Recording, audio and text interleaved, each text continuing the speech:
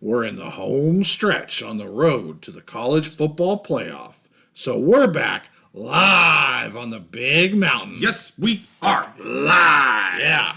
Welcome back to the mountain. Wednesday evening. We're back on the original night. This feels right to me. Feels good. Thursday, I just felt off. My picks sucked. And I'm hoping being back on Wednesday, not only does it feel better, we got Turkey Day tomorrow. And hopefully my picks are back to where they're supposed to be after a few weeks of being kind of off kilter. It's going to be a good week. We're back on Wednesday. We're back and better than ever. We got Big Mama 69. We got that college football guy. Genetics gives me a we are. That's so I got to right. say Penn State. All right. That's good. Bill is traveling along I-85. Apparently there's a lot of crazies out there. Be safe, Bill. And so you make it home. He told me he was hoping to be home tomorrow, maybe midday, so he can enjoy some Thanksgiving with the fam. And we got Steven. We got all kinds of goodies. We got Squeeze Money just joined on. Hey, guys. And Spence is on. He got on here for the beginning of the show. So we have a lot planned. We've got a lot of picks. I don't feel like we're back in week 2 or 3 with all the picks that we have. And then we want to talk CFP. We got to shout out JEH. His Beavs won a game. That's right. One of the bigger games. They won the Pac-12 championship game. That's right. And Steven, I think you mentioned Steven. I watched his video this week. He did a video, a breakdown of the MAC. Yes. Who could play in the MAC championship game, the different scenarios. That was pretty cool. Yeah, so it's Ohio. Miami of Ohio, Ohio, and Bowling Green all have a shot. And Miami of Ohio and Bowling Green play this week. Yeah. So it's kind of a win and you're in sitch for them. I think both of us we all kind of thought, well, maybe not Steven, but you and I thought Miami of Ohio was the leading coming into the season was kind of the favorite. Like they were the best team and one of the better G5, G6 teams. Bowling Green, I was really impressed. Penn State hosted Bowling Green earlier. Yes, that's right. They have a tight end. I think his name was Fanning, maybe Noah Fanning. He's really amazing. He's fighting against Tyler Warren for that Mackey Award. His numbers are better than Tyler Warren's as just a true tight end. He doesn't do as many other things. Right. But having a great season. They're having a great season. So I'm rooting for Bowling Green. Okay. I'm sure Steven will be rooting for Ohio. Oh, I would assume he probably will be. And they say Buffalo's also has potential. So I guess 4 teams have potential for or to make it into the MAC championship game. And yes, JEH, the Beavs are messing with my picks. Yeah. And they're already kind of on the outs with me. So they got to be careful here. I mean, I'm being kind of silly, but I'm kind of serious. Hey, they better not mess around. Yeah, don't mess around. All right. Well, with that, hey, we thank you guys for chatting. Keep it up. We'll be back and forth with you guys, as you know, throughout our picks. Steve, you got 11. Yes. Well, 10. You have 11 picks. 10, Big 10, and then, of course, your Step Knolls. Yep. So, we ready to rock and roll right into it? I'm ready to go. Are you doing? Yeah, let's do a hook, because I'll Okay. probably put this out on right. Friday. All right, here we are, the final week of the regular season, week 14. We have all the Big Ten picks. We have all the Mountain West picks, and we are ready to rock and roll. We're going to start with the Big Ten. Go for it. I'm ready to roll. All right. Good week in the Big Ten. We got 10 games. First game, Minnesota at Wisconsin. I'm taking Mini plus the 2.5, and I'm right out of the gate with a Big Mountain ice cold lock. Mini, they're just playing well. I loved what I saw against Penn State. Yep. Wisconsin, too. Wisconsin's not playing bad. They've had some close losses. They took one on the chin against Nebraska, a really improved Nebraska. It looked like they were playing a lot better with Daniel Holgerson as the coordinator. But I think Minnie's just a little bit better, a little bit ahead of them right now. Okay. And Minnie's getting the points. I like Minnie to win this game straight up by maybe about a touchdown. So that's why I went ahead and locked the game. I like how they're playing. So I'm going Mini plus 2.5 with a Big Mountain ice cold lock. So you're about a 9 to 10 point swing from what Vegas is here. And really, when you see this, 2.5, especially Wisconsin being the home team, basically they're saying it's a coin flip game. Yep. They're making Wisconsin the favorite here at minus 2.5. So you're taking some points. I will say I was a little surprised that you locked this one because I'm not sure which way this is going to go. Especially being in Wisconsin. But if you feel Minnie's worth a touchdown here in this game, then I get it. You're at 9.5 points. That's a pretty comfortable spread for yourself to be able to lock. So Faux show. Okay. Okay, next game, Nebraska at Iowa. I really struggled with this one. I am picking Iowa minus 3.5. I'm not super confident. I was nowhere near close to locking this. I think Iowa's the better team. I think they win this game. I think it's a close game, under a touchdown.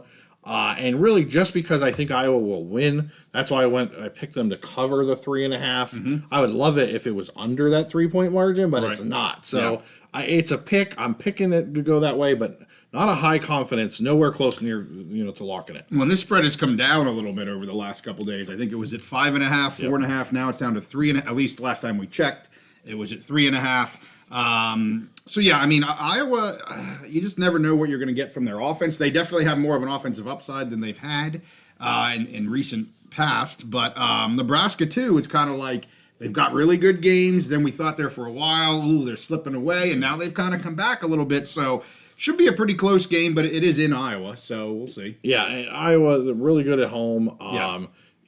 In Nebraska, I like what I saw with Dana Holgerson as an offense coordinator. True. They played really well. I did like, but I'm still worried. Dylan Raiola, even as the rest of the team did really well, his numbers weren't great. He kind of struggled a little bit. I think that Dana put him in good positions not to lose the game. Yeah. But I'm still a little worried about him. So.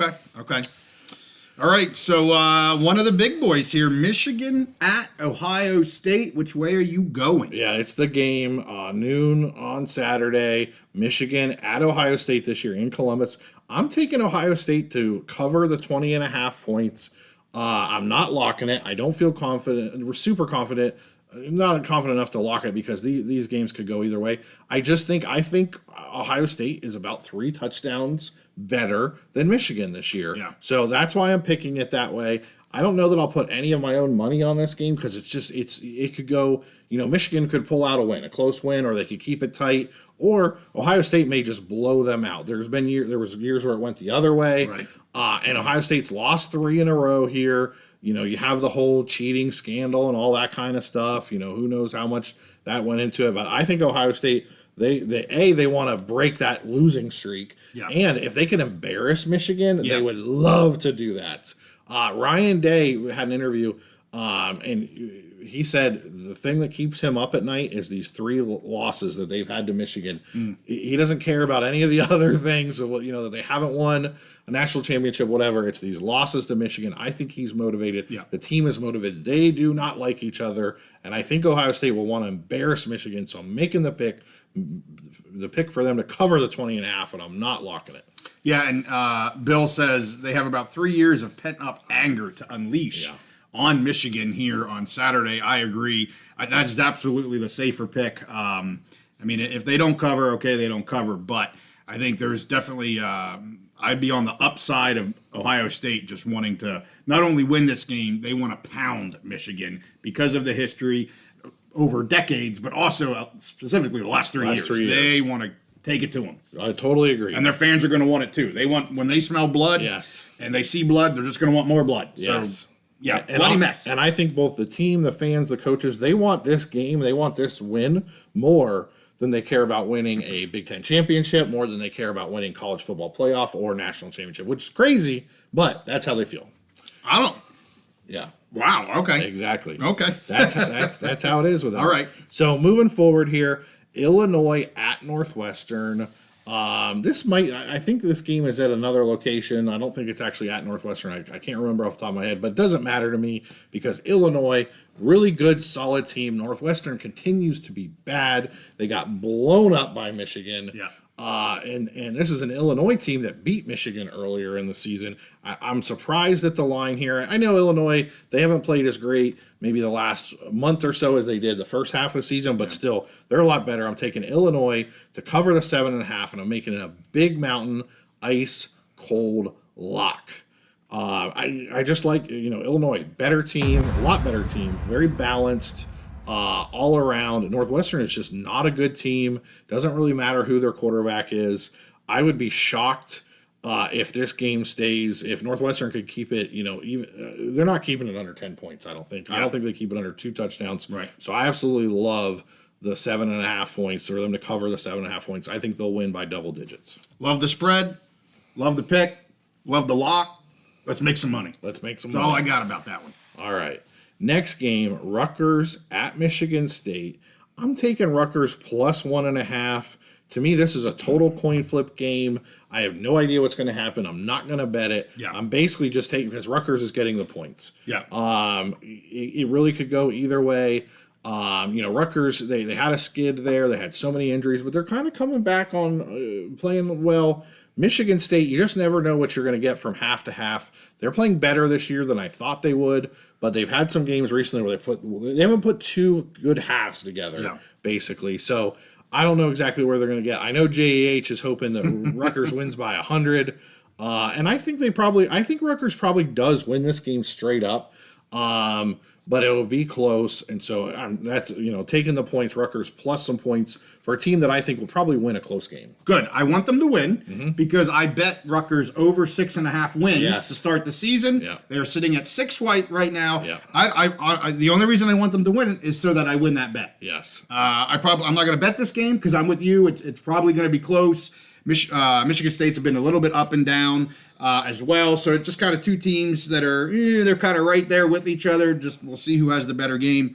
But I just need Rutgers to get to 7 wins. So I'm with you. I got some parlays, some over/under parlays, so I'm right there with you. Okay, let's go Rutgers then. Okay. All right. Moving on next.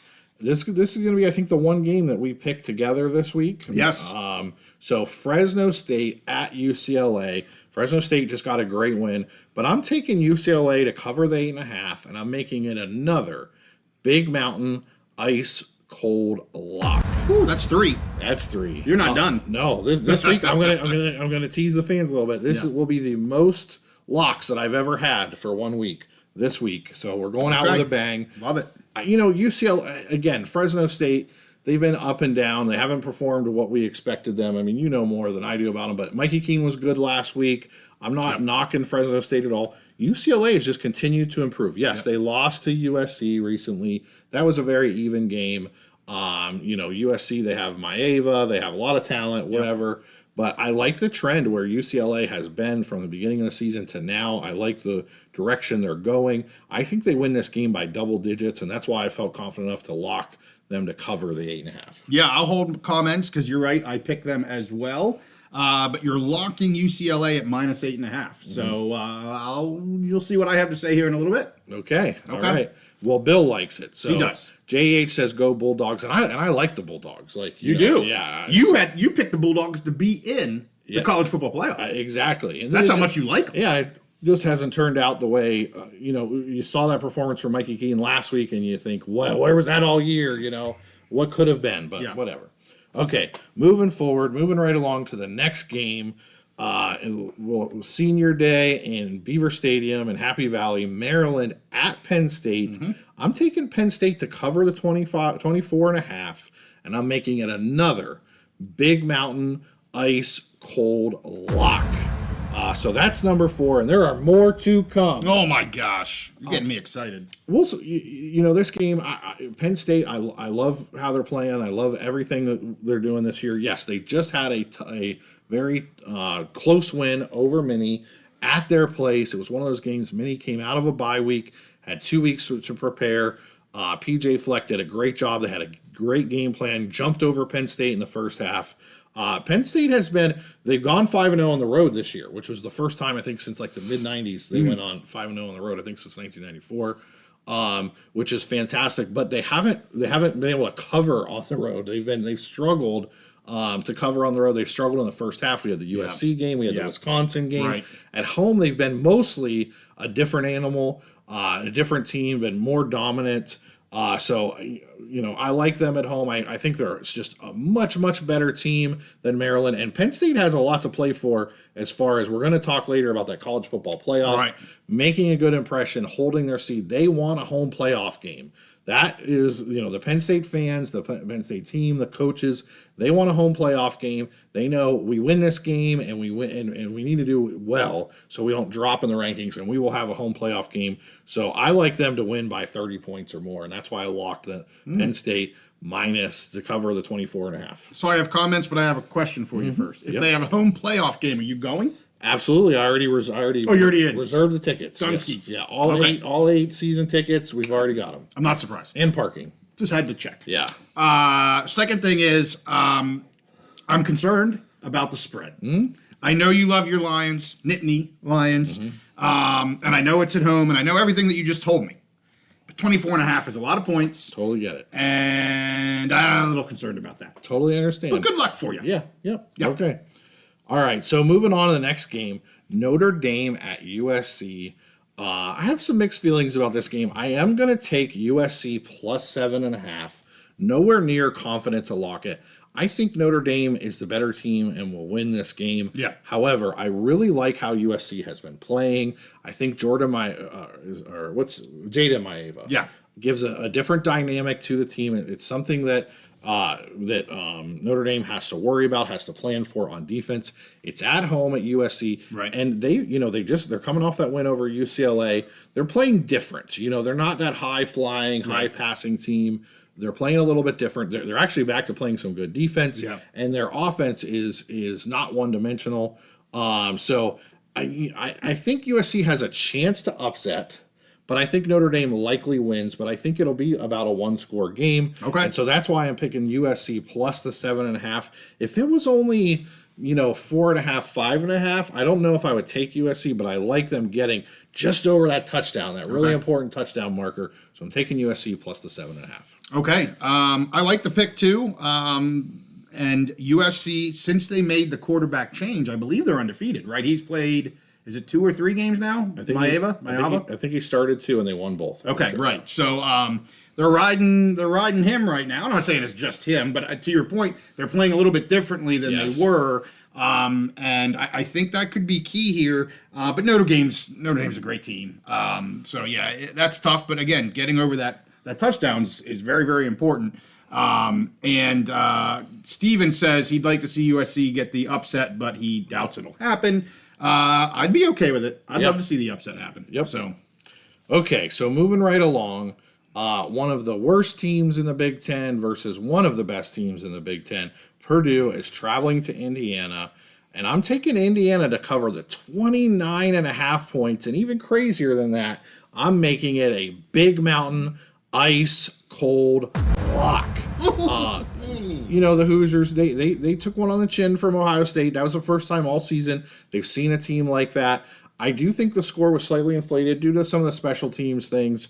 And Kurt Cignetti, I think, he likes to murder teams. He likes to make an impression. Yeah. And I think this team is going to be pissed off after that loss to Ohio State. They're going to want to show what they can do. They're going to want to show that they belong in that college football playoff. Right. And Purdue is just bad. A bad team this year. I keep saying I'm just going to keep picking against Purdue, and I've been locking against Purdue, and it's been working. Sure. I think Indiana puts up a ton of points. They want to make a statement.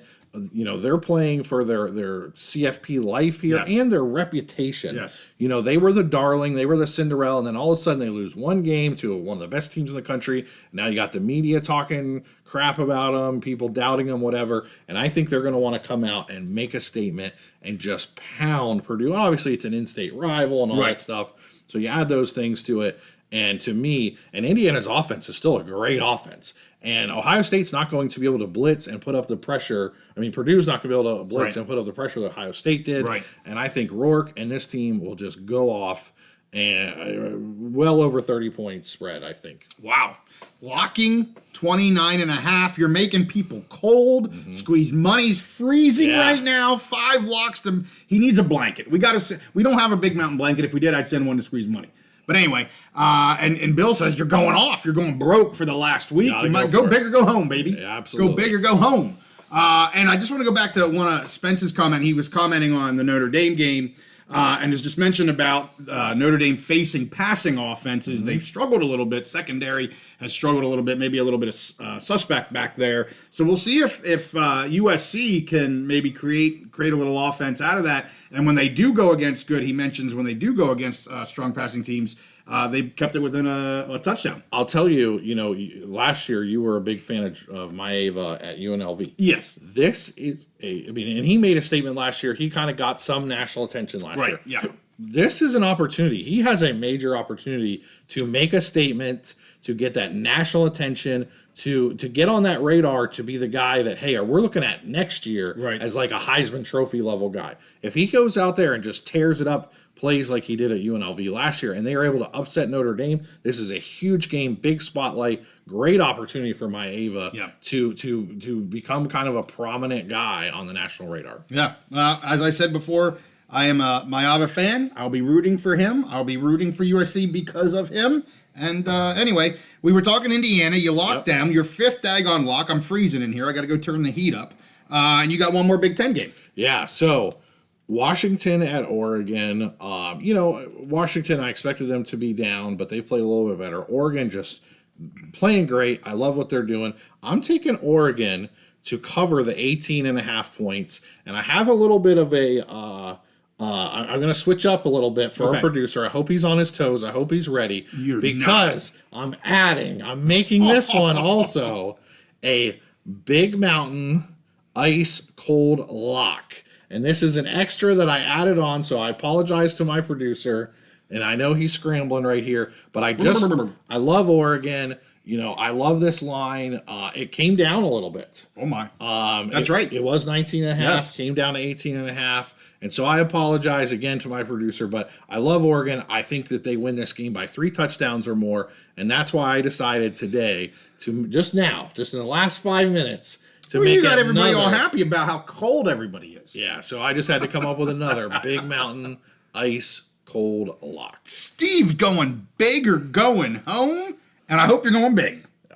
Yes, we're going big. But you know what? This is the last week until we're into either championship games, which then get you into the college football playoffs. So, there's no holding back at this point. Absolutely.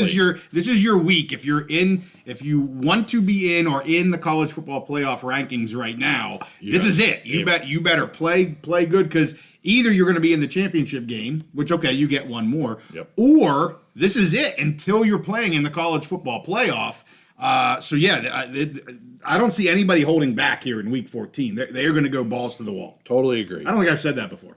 I don't know. I said it now. Yeah, we said it now. Okay. So, time to go and pick my Step Knolls. Okay. Right? Step Knolls. Yeah. I actually thought about locking this game, but I'm not. Don't worry, producer. Surprised. I'm not locking this game. So, it's Florida at Florida State. I believe this is the 26th anniversary of the Choke at Doak. I think that's what I saw. Danny Cannell tweeted it out. And I'm taking Florida to cover the 14.5 points. We haven't seen anything from Florida State that says they can score. I mean, they just played Charleston Southern. They actually scored some points there. They did. But nothing against any FBS team that suggests that they can score any kind of points. And Florida looked fantastic. I saw a good bit of their game against Ole Miss this last week. Looked absolutely fantastic. I love that. The DJ Lagway, I think is his name. I don't even think he's fully healthy, but he gave Ole Miss tons of problems. And this was an Ole Miss team that had just beaten Georgia and basically had their path to the college football playoff locked, and they were probably going to host a game. And Florida just went in and kind of beat their ass a little bit. And I love what they're doing. The Florida defense, they get after you. Florida State, when they're playing against air, they have problems on offense. They're going to. We saw that in Ireland. Yes, they are going to. Florida, the Gators are going to make their life miserable. So I feel really good about taking Florida to cover the 14.5. I mean, this is going to be 20 points, 25 points, 30-point win. I think. If this is 13.5, I know you're locking this. I would think. Well, I was already going to lock it. Okay. I just didn't want to. All my locks were Big Ten. Yeah. So I'm with you. Bill says Florida by 45, and I actually think that's not out of the realm of possibility. Yeah. I'll be dead honest with you. I mean, Florida State is not Ole Miss at all. It clearly has shown that games in Florida State or at the Doak. What do they call it? Yeah, Doak Walker. It's completely irrelevant because anybody's coming in there and just having their way with the Seminoles this year. Florida has gotten better over the course of this season. They are at a high right now. You mentioned their quarterback play and everything. I'll be shocked if they don't roll. I don't know if it'll be 45. But I'll bet you 28, 30, I wouldn't be surprised by. I was just going to say, if I was handicapping this game, I would make it like 27.5, 28.5, the line. And JH is right. I mean, Florida State, they had problems with the bye. Yeah. The bye week gave them trouble.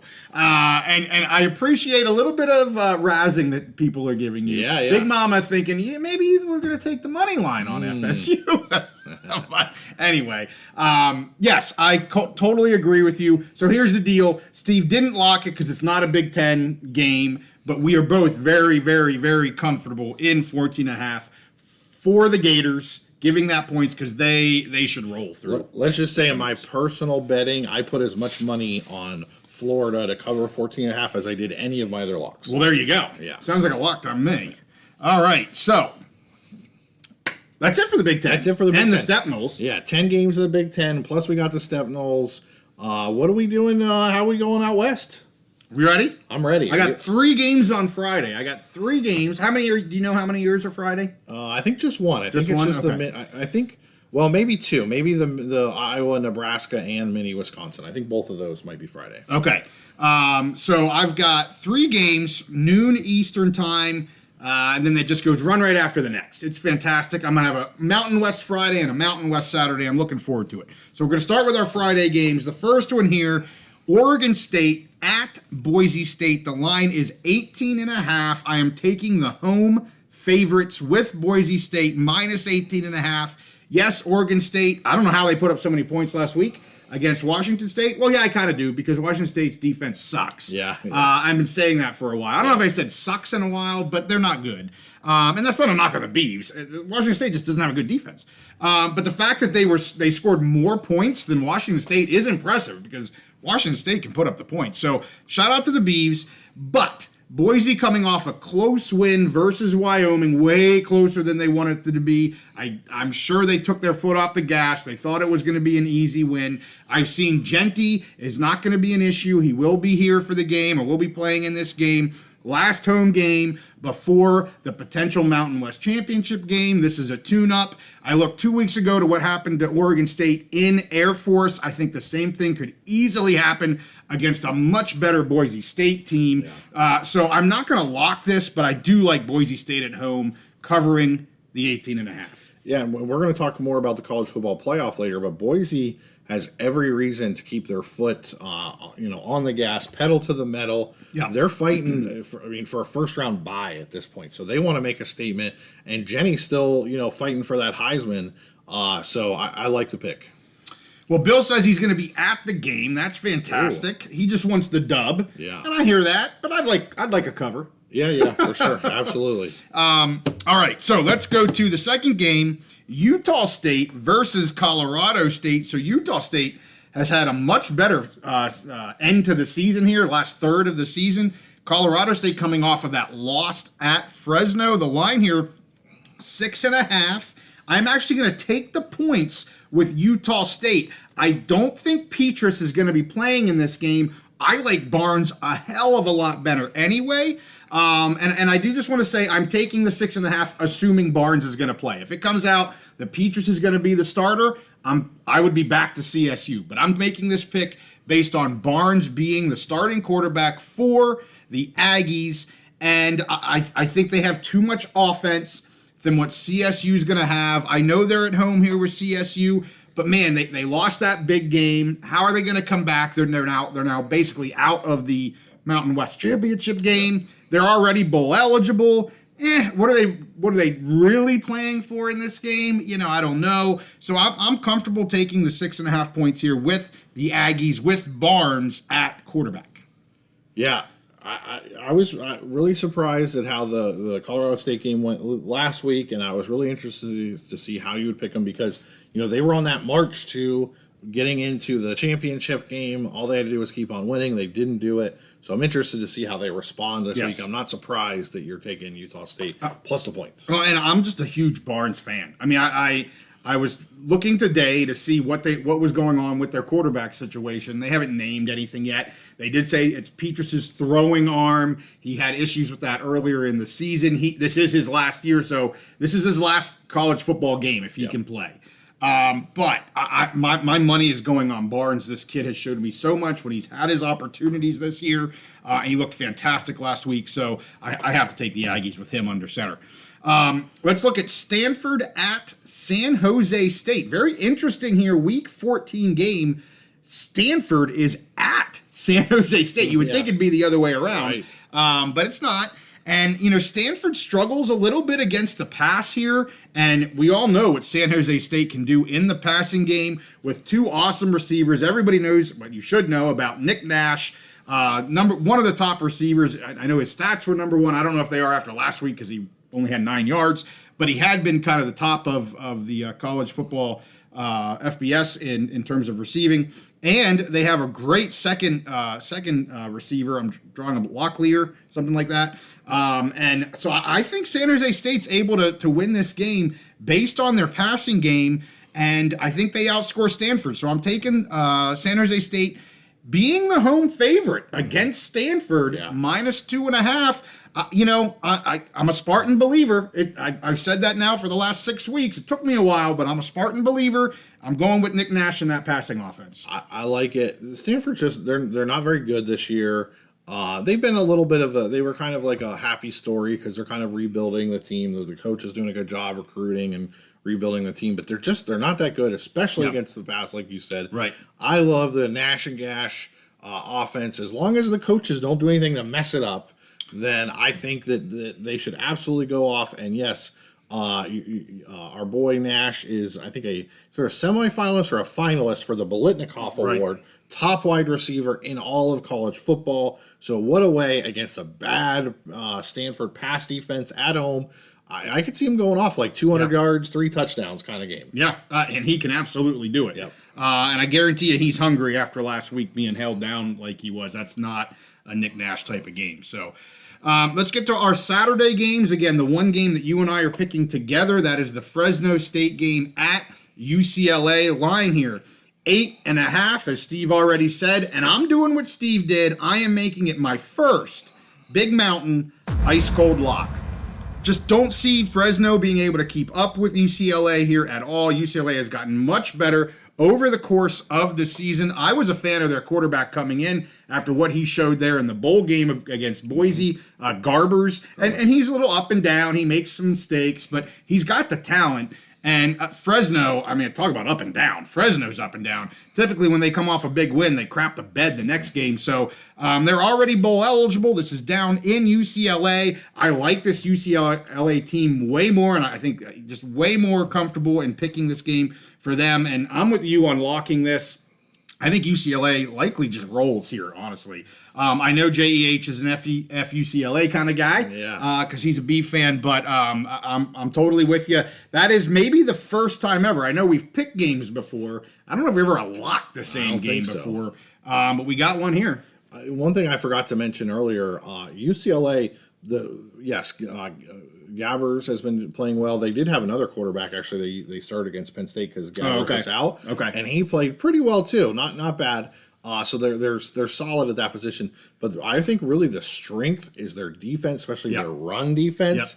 Yep. And, I think they will make Fresno a one-dimensional team and have it all go on Mikey Keene, which he hasn't performed well this year when Fresno was made one-dimensional, when the running game wasn't working and he had to perform. So I think they're going to put Mikey Keene in, and I like Mikey Keene. I like this Fresno team, but I think he's going to have a bad, no good day against this UCLA. And that happens. He either has a great game and is able to handle the pressure, and it's not really on him. It's does he have time to do what he can do, because they don't have much of a running game. They're now on their third running back, a true freshman, I believe it's either redshirt or true freshman. They're not going to have a running game in this game. It's all going to be on Mikey Keene, and when he gets under pressure, he throws interceptions, and I think that's what's going to happen. So, all right, we got Wyoming versus Washington State. This is in Washington State. Line is 17.5, and I've got to take Washington State here. I've seen Anderson is questionable to doubtful, the quarterback for Wyoming. That's the only reason I would say this game is close to that 17.5. If Svoboda is the quarterback all game, even though I was crapping on the Cougs defense here a little bit earlier, it's not really going to matter. They're going to be able to hold the Pokes down here, and the offense is just going to do what they do. Mateer's just too good. They score points at will almost, it seems. I'm not going to lock it. because 17.5 that's a decent amount of points, but I think Washington State covers this game at home. They're going to want that win. They want that really good record this year. And Wyoming's just kind of, honestly, they want to get through this probably healthy, and then, we rebuild for next year. Yeah, I agree with everything you said, and I think the Cougs coming off of that beating that they took, I don't know if it's a beating, but coming off that loss to the Beavs, I think they're going to, like you said, they were going to want to finish solid with a win. Mateer, he's just a baller. He's a gamer. He's going to come out and do what he does. So unless he doesn't play, I think Washington State's going to score a lot of points. I like the pick. Yeah, we got some people already talking about CFP. I know Mike and genetics and stuff. We're going to get to that here shortly. Yeah. I think, have some similar opinions as what they're saying. We'll get to that here in just a moment. I've got 3 more picks in the Mountain West. And I'm not going to keep pace with you with your locks, but I do have another lock coming. So we got Nevada at UNLV. The line, 17.5. I am taking UNLV at minus 17.5. I think they have a big game here. Yes, this is for the Fremont Cannon. We mentioned that on the recap video. Nevada really, they've had a successful season. I know their wins don't necessarily show it, but I definitely think this team has been in games that nobody thought they would be in.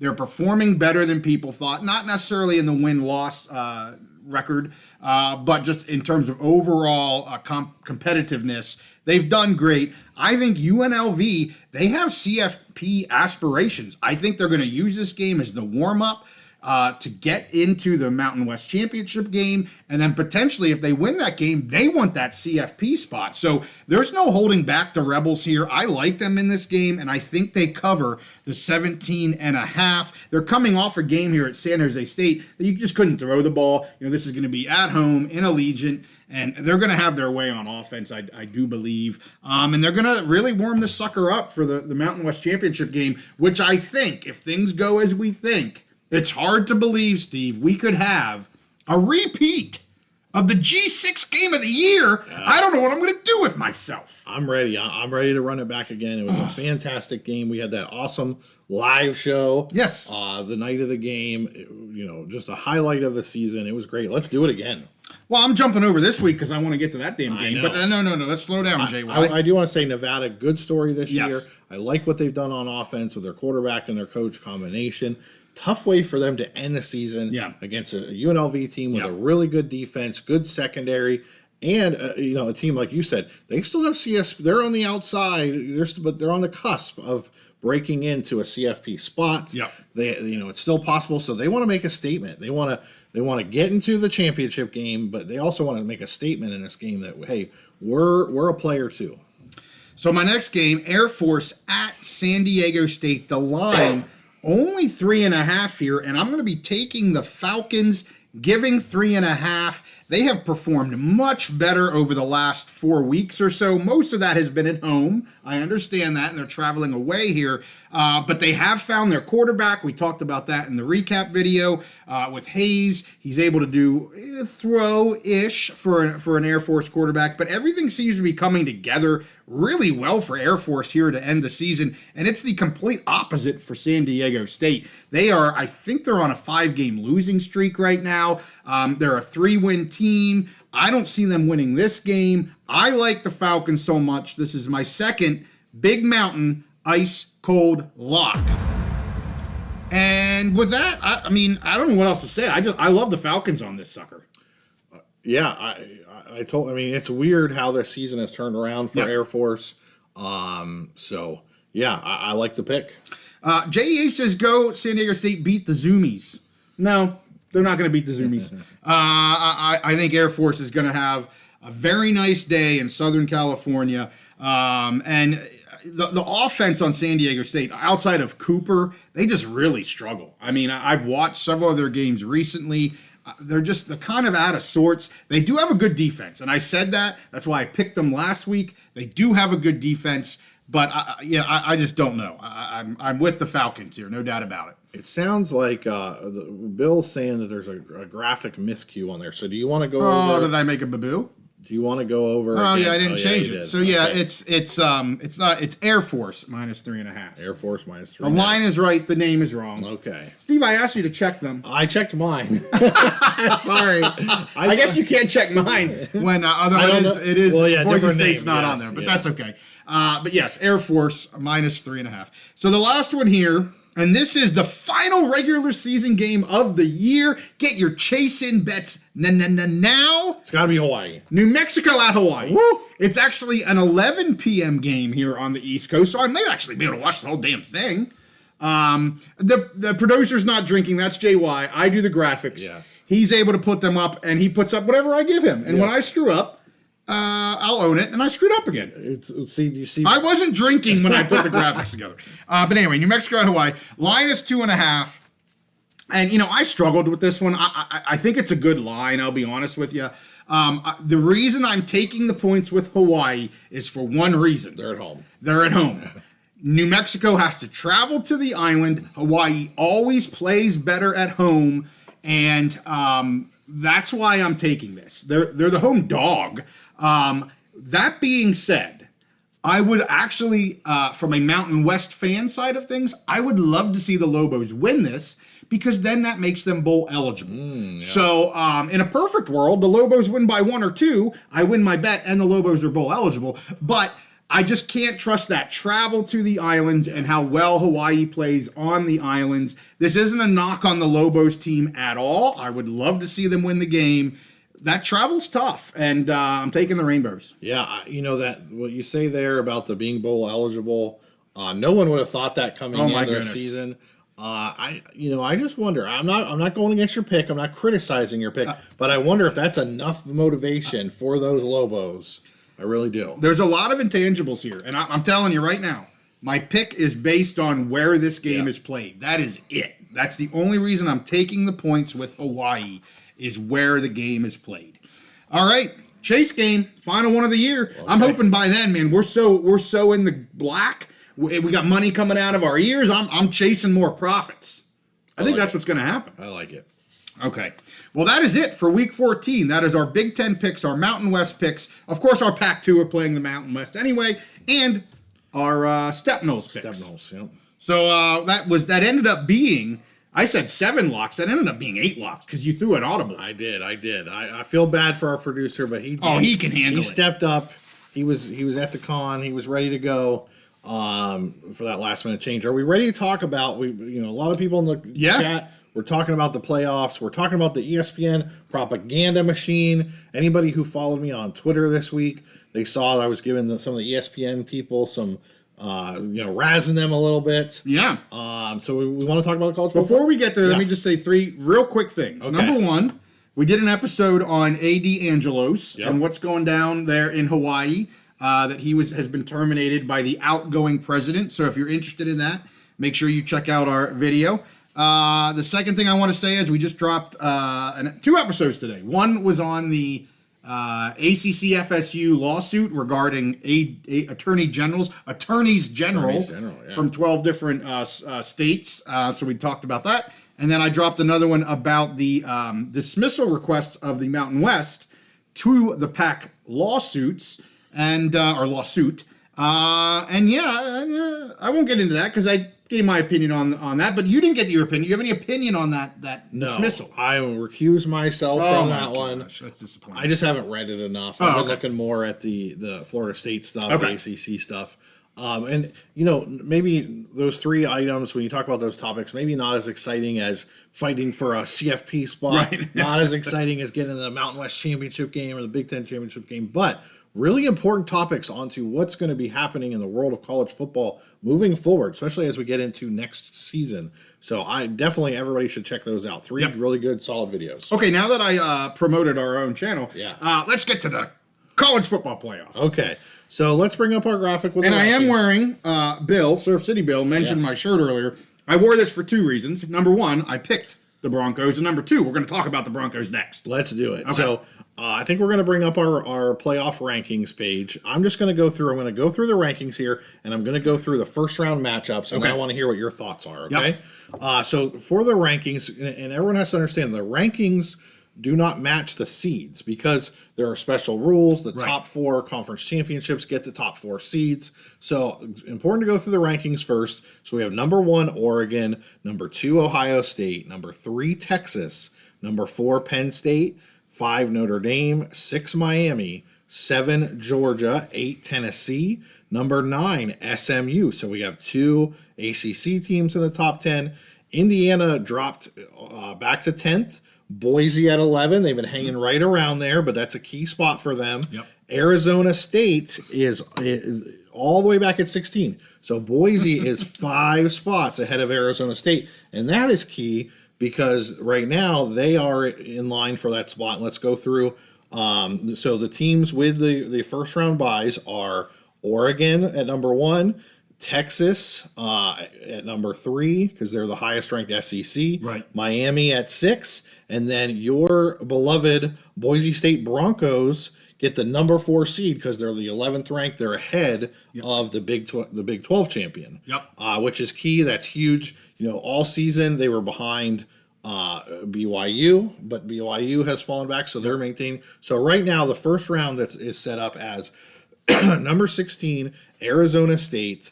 If they finish as the Big 12 champion, they will play at Ohio State, Tennessee, and Georgia rematch in the first round. And Indiana, Penn State, not a rematch, but 2 Big 10 teams. Right. Indiana traveling to Happy Valley to play Penn State in the first round, and SMU at Notre Dame. So really interesting games there. What'll be the first round games, and then the 4 teams getting the bye.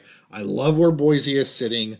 It's possible if Arizona State wins out, and wins the Big 12, it's possible for them to jump, but they're 5 places right now behind Boise, and Boise has another chance if they win this week, get in the Mountain West Championship game. UNLV. So UNLV is not on this graphic, but I believe they're ranked 22. So Boise, has another chance at another ranked team to go against them and play them and improve their resume. If they can get a second win over UNLV, maybe even like a little bit better than the first win, a little bit bigger margin, then they're sitting pretty where they're at. But UNLV still is in that picture. When you see where these rankings are. If they were to get the win over Boise, they're already in the rankings. They could move up, and they could be fighting for one of those spots. So what are your thoughts on the matchups and who's getting the buys, all that? Oh, I have a whole bunch of thoughts. I want to hear it. So thought number 1 is Boise wins out. They're the 4 seed. Yeah. There's nothing that should happen in the Big 12. I don't care who the champion is. None of that matters to me. If Boise wins out, there's absolutely no way a Big 12 champion jumps Boise in this. If this is true rankings right now, this isn't just fodder. This is truly how they have these teams ranked. It shouldn't matter. Boise's number 4. So they got a hell of a lot to play for. You absolutely want that number 4 seed if you're Boise State. That's my first thought. My second thought is in terms of the first round pairings here, not a big fan to see 2 SEC teams playing, 2 Big 10 teams playing. You'd like to see that mixed up, and I get it. They're doing it based on ranking, so I'm not knocking the CFP committee here. It's just the way it's ranked. I'd like to see a little bit of movement there, so maybe SMU's playing Georgia, maybe Tennessee's playing Penn State. I don't know, just a little bit more variety than what we've seen. Now, we got games to be played, and it's going to change, and I get all that. So that would be, if I could have everything I wanted, that's not what I'd like to see in the first round. Same. But I think in terms of your 4 buys there, that's how it was built, and that's what it should be. Again, assuming Miami wins out, I think. Yep. I think you could see a flip-flop potentially of SMU and Miami there, depending on what happens, assuming they both make it to the championship game, which I think they both will. I think you would see them obviously flip-flop, and I'd be fine with that. I was high on SMU coming into this season. I said go over their wins. That was a pick for me. And they've done it. I mean, they started a little slow. The first game against Nevada, we went, what the heck's going on here? And even the first 3 weeks, you're going, yikes. And they were having the quarterback issues. Yes. I'm like, just go with frickin' Jennings. And they finally did, and they are rocking and rolling. So anyway, to talk about SMU too much. And the other thing I will just say, my first comments, is it's bad for the Big 12 when your mark is already out there politicking and doing everything he can to say we should have a bye no matter what, and Boise this and Boise that, and you're undervaluing the Big 12. Okay, that was after week 13. We haven't even gotten to week 14. We haven't gotten to championship games, and he's already politicking for his Big 12 champion, which is clear to anybody that looks at that. You go, he knows they're in trouble, and and I get it, and I don't blame him. That's what he is supposed to do, because you look at what happened last year to the ACC, and I posted this on X a couple times. He'll be damned if he's going to end up like the ACC, not politicking and making a case and whatever you want to call it, for propaganda, whatever you want to call it, for his champion. That's his job, and that's what he's doing. But the fact that he's doing it now tells you how worried he actually is.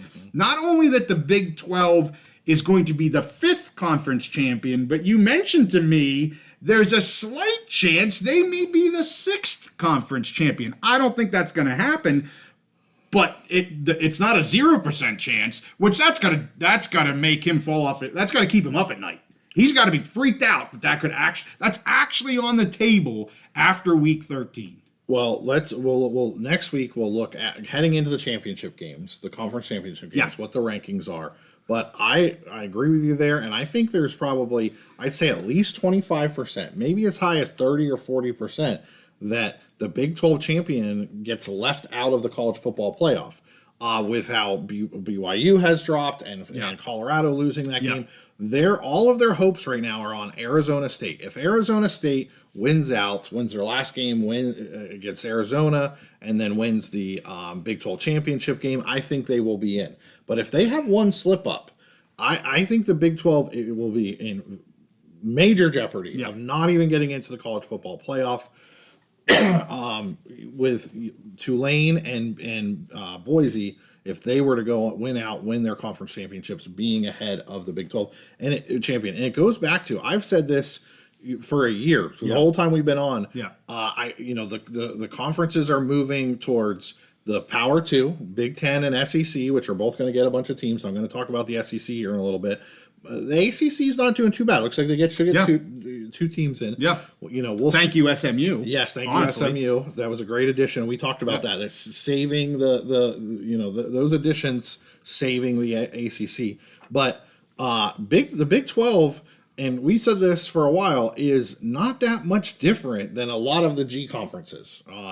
Yes, they have some better teams. They're pretty even across the board, but they're so even. Like they don't have any really good teams, like no great teams for sure, or even really good teams to fight for those playoff spots. So they are in peril. I do want to say about the SEC.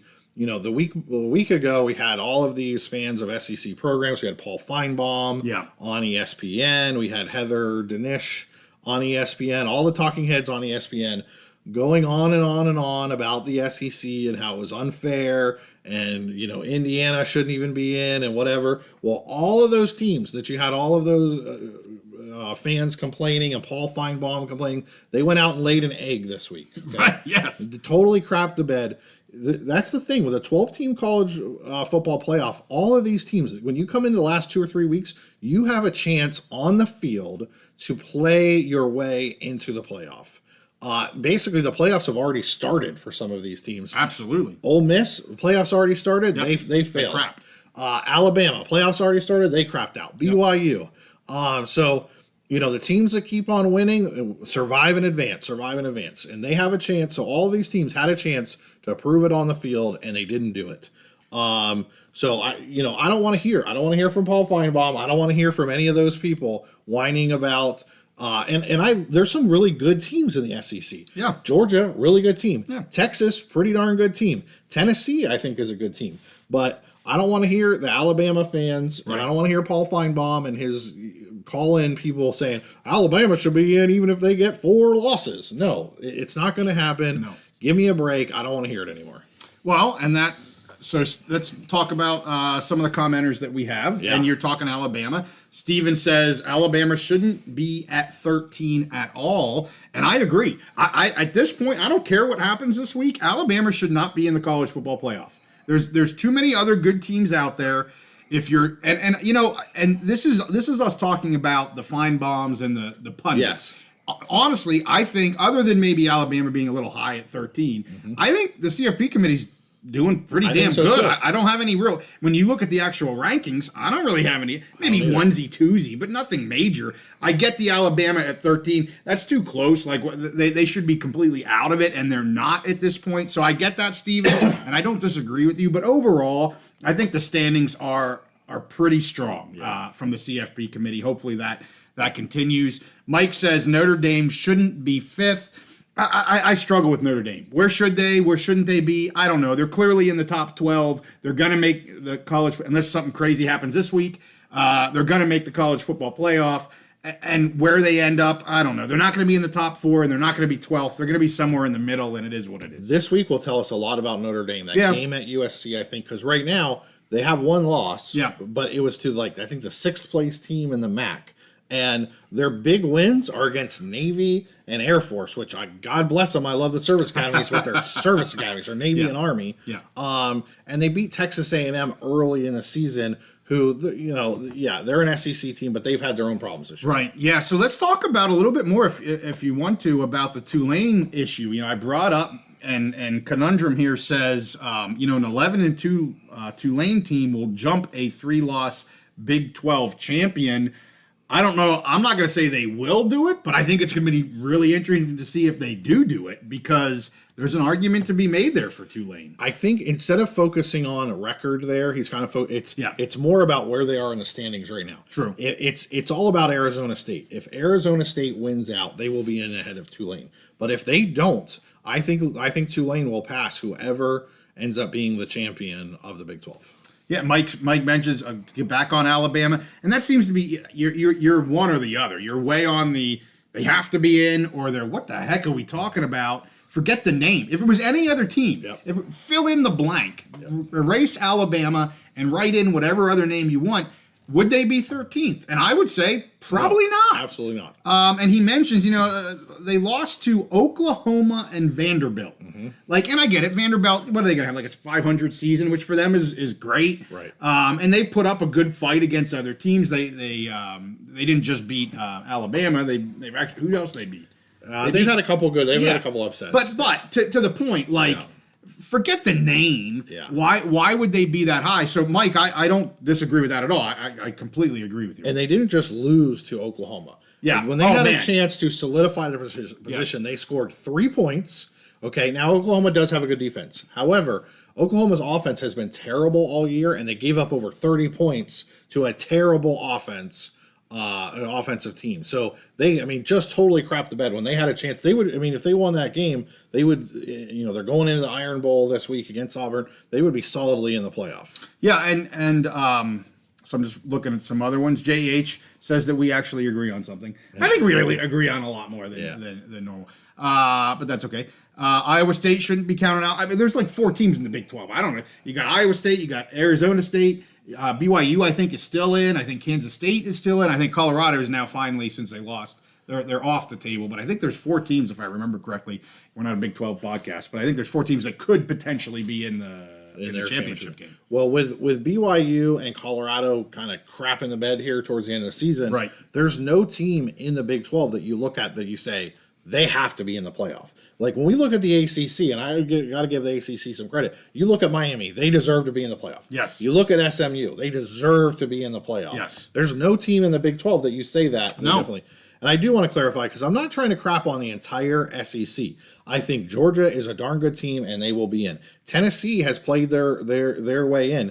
I have a buddy who's a Tennessee fan, and they had dropped out last week, and I said, dude, don't worry about it. As long as Tennessee keeps winning, they do their thing, they keep winning, they'll be in. That's what they've done. They have one more game against Vanderbilt. That's little brother team for them in state. As long as they close out business, they will be in the playoff.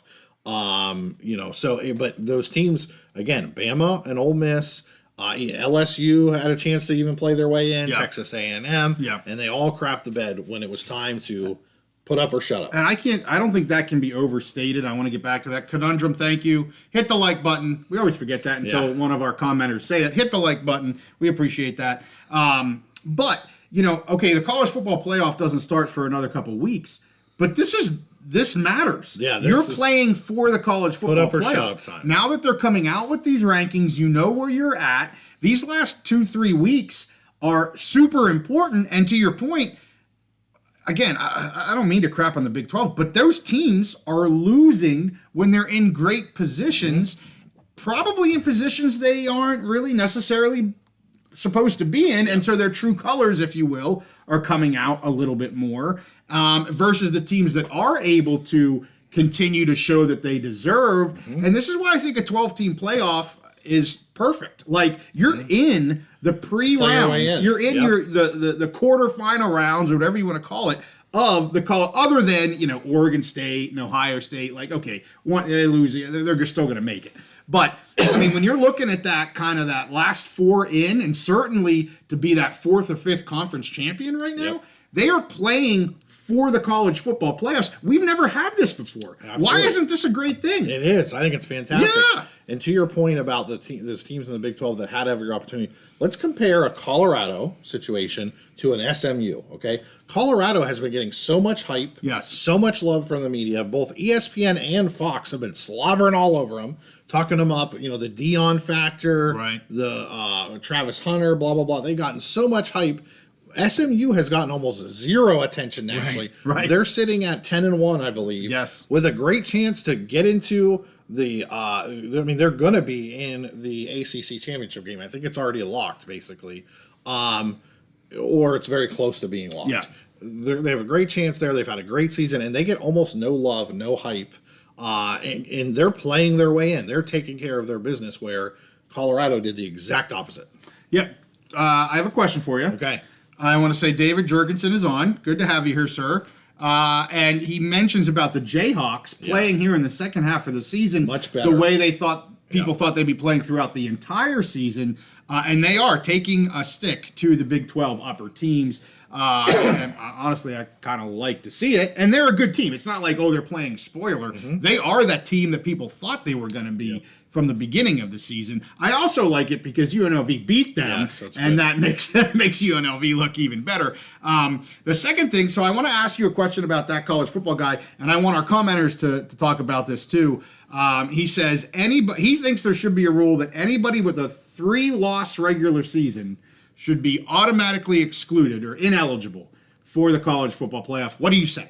I say I like Bill a lot, but I disagree. Okay. There's no reason to add any extra rules or anything like that. Right now, we have a playoff, and you can play your way into the playoff. So let it go. Let it go by the standings. But what they need to do, what I think is better, is to break up the ESPN monopoly. That is the biggest problem. Yeah. ESPN owns the entire playoff. They own the coverage. They release the rankings, all of that. They get to do all that, and they get to put their opinion. ESPN is the problem. I don't think the format is the problem. Yeah. It's ESPN is what the problem is. And because someone mentioned it, I got to say it. Genty for Heisman. Well, I wanted to bring that up at the end. Okay. Let's save Heisman talk. Thank you, JEH. Listen, I reserve the right to say Genty for Heisman anytime I want. You can interrupt me anytime with that. I'll kiss you. But no, I'm not going to do that. We'll save that for later. No, wait a minute. It's too much beer, Steve. We're cut off. Producer's going to shut us down. Relax. All right. I want to talk Heisman next. So I appreciate JEH bringing that up. And Austin says he just got his UNLV. Or Let's Go UNLV. He just got his Mountain West Championship tickets. Ooh, that's freaking fantastic. Awesome. And we're going to have to talk about maybe doing a pre-show. I got issues in my family life though that evening, so I'm not sure we're going to be able to do it. But awesome that you're going to be there, and it's going to be interesting because this game, the Mountain West Championship game, will be in Boise, since they're going to be the number 1 seed. Yep. Blue carpet, on the blue turf. And the first game was in UNLV, and I believe Boise. Bill, help me if I'm mistaken. I believe Boise has sold out every game this year, or almost every game. I think it's every game. So they've been loving life. They've been winning games, and let's talk about Genty for Heisman. Let's do it. So JEH says T. Hunter is good, but how can he be considered higher than Genty? I don't know. Everybody loves the fact that he's playing both sides of the ball, and I'm not discounting that. That's great that he's able to do that. But when you look at stats and stuff, like Genty's just a phenomenal talent. And, it was funny because earlier this week, there was a comparison somebody put up between Genty and who are they comparing it to? Oh, gosh, I'm forgetting now. The other two Heisman. It wasn't Sanders. It wasn't Sanders. It was probably Ricky Williams. No. Okay. Anyway, they put it up, and then people are like, "Oh, that's because he played for the SEC, and Genty only plays against Mountain West teams, and da da da da." And it's just like, dudes, are you looking at the numbers? Because the numbers speak for themselves. And quite frankly, I want to tell people, have you watched him play? Because if you're commenting and your answer is no, I've never watched him play because he plays in the Mountain West, I'll be like, your opinion don't matter. But everybody's got an opinion. It's like assholes. Everybody's got one. Yeah, and they all stink. Yeah. Well, not all of them. If you like Genty for Heisman, I like your asshole. Okay. If you're Too much Steve, beer. I said it. Too much beer. I said it. Cut I got to cut. I apologize, everybody. I don't really like that, but you know what I'm going for here. I'm blushing that now, opinion, Steve. You like Help that me opinion. out, Steve. So here's the deal. I've seen some. My producer. I just got a head slap from the producer. All right, so listen up. Okay. So I've seen some comparisons with Genty to some previous Heisman Trophy winners at the running back position. Yes. Ricky Williams, a couple other ones. And he's right there. He is on track. He is doing what the great running backs have done who have won Heisman trophies. And you could talk, here's the thing is Genty played against Oregon. Oregon has one of the best defenses in the country. And he did the same thing against Oregon that he's done against everybody else. Yeah. And honestly, Wyoming probably held him up a little bit better than Oregon Absolutely, did. yeah. So he had over 200 yards. Was it 3 touchdowns against Right. Oregon? And that's what, people that know what they're talking about come back with like real stats like Exactly. that. And then they just kind of go off into social media land. You don't hear from them again. And so then, they were comparing his season is most like Ricky Williams' season. Well, Ricky Williams was playing at Texas in the Big 12 in the beginning of the air raid era where nobody was playing defense in the Big 12. I can tell you that right now. So I don't want to hear any of that. He's the best player. Honestly, I think the big thing is, again, media hype. Just like we talked about ESPN with the SEC, and I watch. So here, ESPN and Fox both have Big 12. Both show Big 12 games. Both of those companies have been hyping the heck out of Hunter. Yeah. They flew him out to Penn State. He wasn't even part of that game to be on both of the pregame shows. Okay. The ESPN College Game Day and the Fox Big Noon Kickoff. It's a hype machine. It is a media hype machine. They decided at some point that Travis Hunter was just amazing because he plays both ways. Right. He's not the thing is, yes, okay, cool. He plays top both ways. He's not a top 10 wide receiver when he plays on offense. I don't think he's a top 10 defensive back when he plays on defense. So how is he the number one player in the country? You know why? Because they don't throw to him. That's what people will tell you from the defense. They don't throw to his side because he's so damn good. There's advanced stats and all that stuff. I know. I'm just telling. I'm being one of those guys. I'm not saying Travis Hunter is a bad player. Yeah. I just don't think, to me, he's not convincingly better. But the media establishment has decided at some point that they think he is, and they've been hyping him up. I like Squeeze Money's idea. What's that? Where's he at? He thinks that Boise should line Genty up at corner this week to troll. Oh, yeah. I think they should line him up like outside linebacker. Sure. And just let him blitz the crap and run around some dude on the outside. And can we make this happen, JEH? Is there any way we can make the Beavs allow Genty to get a sack on one play? That'd be amazing. I do have one thought on Genty regarding the coaching, because I follow a lot of Boise State fans, okay? And a lot of Boise State fans have been, they thought basically like that the coaches pulled their foot off the gas early in some games early in the season when they were blowing people out, pulled Genty too early. Oh, they did pull him a couple times. Right, exactly. Yeah. And that goes back to, we talked about this early in the season. I think this coach, and I think it's the right move. Yeah. He has, yes, would it be awesome for Genty to win the Heisman? Yes, it'd be awesome for that program. It would be awesome for the kid, the school, the Mountain West, everybody. However, I think this coach has had bigger things on his mind all season. And his mind is, let's win the Mountain West championship game, and we have as good a shot at anybody as getting into the college football playoff. And here they are, as we sit. They have a first round bye. Yeah. So what his strategy has done has paid off so far. Absolutely. You can't question it. And I agree. That is the end. The end game is the first round bye. And Genty is, he's not the offense, but everything runs through him. That offense goes when Genty goes. Absolutely. And I said it on the recap show, if you want to see why Genty should be the Heisman, go back to, I believe it was the fourth quarter, when Wyoming had just gone up. It's after Genty had gotten hurt. Turbin said, if Wyoming scores here, Genty's coming back in the game. He comes back in the game. He has 3 rushes for a total of I think it was 50 to 60 yards. They get down to the 1 yard line and they score a touchdown. That was on Genty. I mean, again, they need O-line, they need blockers. I get all that. They need all that. But it runs through Genty. Anybody that doesn't understand, they just look at the stats and are like, oh, that's Mountain West. They're not watching what this kid is doing. And the people that know, they really pound the drum on the yards after first contact. Oh, yeah. I mean, his yards after first contact are incredible. So I saw a really funny stat. So Genty is the leading rusher in the country. He would also be the leading rusher in the country if you only took his yards after contact. I saw that too. Craziness. It is crazy. Craziness. I mean, I don't care what league you're playing in. That's unbelievable. These are all big boys that are playing FBS college football. Yep. And with the transfer portal, a lot of guys that got recruited from top tier schools that didn't get playing time that have gone to the G5 to get starting gigs. Mm-hmm. This isn't a high school team that he's running around. This is legit FBS competition. I don't want to talk about it anymore. Let's just make him the damn Heisman Trophy winner. Genty for Heisman. There we go. All right. So with that, I got all excited. I didn't know we were going there. I start talking crazy talk. And Bill said, he said happy hour was early. It's always early in my house. Yeah. Heck yeah. Okay. So with that, hey, I think we're done. JY's excited. He needs to calm down. So hey, we thank everybody for all your comments. These are so fun. Again, give you all the credit. You said we needed to go live. I'm like, no. And these are the most fun things that we do. Absolutely. We love all the people that we have on here. Bill. I know we got Conundrum back. I haven't seen him for a while. We got Squeeze Money on. We got Jurgensen. All of our regular genetics. All of our regulars.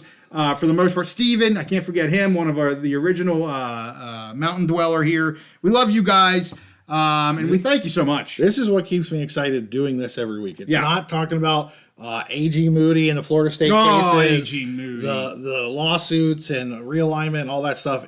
Our weekly, doing our picks and getting to interact with our mountain dwellers on our live show. Best part of the week, best part of the show, best part of what we do. I think we got the smartest commenters too, man. I'll be honest with you. I watch some of these other shows every so often, and I'm like, what the hell are they talking about? Our commenters are the best. And they're on it right away. Absolutely. They add context and things right away, and I love it. So with that, hey, we've got to say happy Thanksgiving. I'm seeing that coming up here on some of our chats as well. We wish you guys a happy Thanksgiving. We live in the greatest country in the world. There's so much to be thankful for, and we pray for those that are less fortunate than us during this time as well. But hey, God bless America. Happy Thanksgiving. With that, we'll see you next time on the Big Mountain.